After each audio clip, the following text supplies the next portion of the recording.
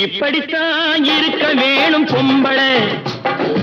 English படிச்சாலும் இன்ப தமிழ்நாட்டிலே இப்படித்தான் இருக்க வேணும் பொம்பளை.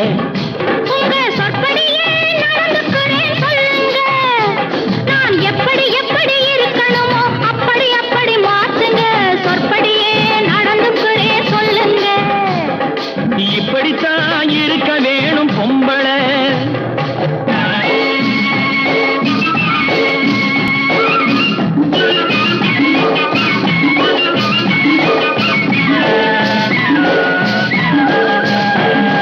மானம் பார்த்த விவசாயிங்கே நாடு அல்லவோ.